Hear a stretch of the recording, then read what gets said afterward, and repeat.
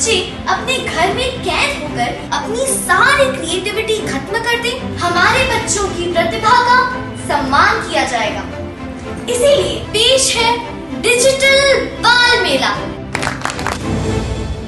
पर्यटन के लिहाज से दिसंबर को गोल्डन मंथ माना जाता है, लेकिन कोरोना के कहर के चलते पर्यटन चौपट हो गया है, जिसको लेकर ट्रैवल एजेंट और टूर ऑपरेटर भी निराश नजर आ रहे हैं। गोल्डन मंथ को लेकर हमारे वरिष्ठ संवाददाता निर्मल तिवारी ने पर्यटनों के हालात का जायजा लिया है।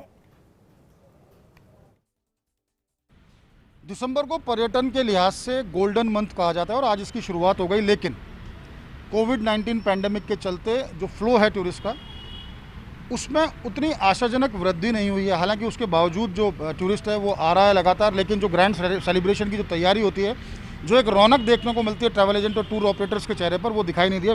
बहरहाल हमारे साथ अल्बर्ट हॉल के अधीक्षक राकेश छोलक यहाँ पर मौजूद है। राकेश, अगर टूरिस्ट के फ्लो की बात करें, क्योंकि न्यू ईयर हुआ या फिर क्रिसमस हुआ, एक ग्रैंड सेलिब्रेशन का एक दौर रहता है और पिछले साल तक देखने को मिला था कि ज़बरदस्त टूरिस्ट की आवक रहती थी। इस बार क्या स्थिति और क्या लगता है कि आगे जैसे जैसे समय बढ़ेगा क्या स्थिति रहने वाली है?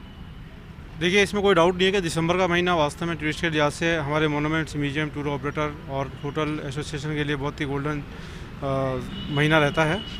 और वर्तमान में कोविड-19 के चलते हुए टूरिस्ट की संख्या काफ़ी कम है, आशा से भी काफ़ी कम है, क्योंकि जो सेकंड लहर अभी आई है या जो अभी जिस तरह से आंकड़े बढ़ रहे हैं, तो टूरिस्ट और थोड़ा सा डाउन हुआ है। बीच में हमारे पास 1000 टूरिस्ट पर डे के हिसाब से हो गए थे, लेकिन अभी थोड़ा सा और डाउन हुआ है।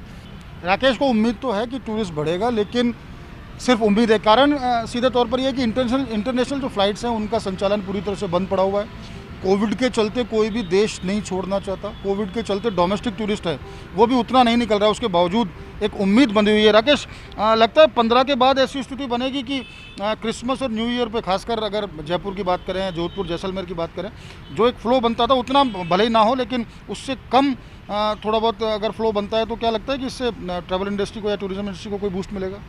देखिए, कोविड के चलते हुए हम पिछले सालों से इस बार टूरिस्ट का कंपेरिजन नहीं कर सकते, लेकिन फिर भी जो आज की स्थिति है उससे बेहतर होने की पूरी संभावना है, क्योंकि लोकल टूरिस्ट जो है जयपुर के आता है, जैसे दिल्ली वगैरह से जो लोग आते हैं, हरियाणा से जो लोग आते हैं, पंजाब से जो लोग आते हैं, उनके आने की उम्मीद है। और नए वर्ष के जो सेलिब्रेशन पे, क्रिसमस पे जो लोग आते हैं, जो लोकल लोग आते हैं, उनके आने की पूरी उम्मीद है। इसलिए पिछले साल की तुलना में तो नहीं, लेकिन जो वर्तमान में चल रहा है उससे इम्प्रूव करने की पूरी संभावना नज़र आती है। राकेश को पूरी उम्मीद है कि इम्प्रूव होगा, टूरिस्ट आएंगे, खासकर डोमेस्टिक टूरिस्ट की बात करें, गुजराती टूरिस्ट, पंजाबी टूरिस्ट या आसपास उत्तर प्रदेश और तमाम जो पड़ोसी राज्यों से जो टूरिस्ट आता है वो आएगा। सीधे तौर पर देखिए, राजस्थान को एक सर्दी के लिए सबसे प्राइम डेस्टिनेशन माना जाता है, खासकर जयपुर, जोधपुर, जैसलमेर की बात करें, खासकर जैसलमेर और माउंट आबू की।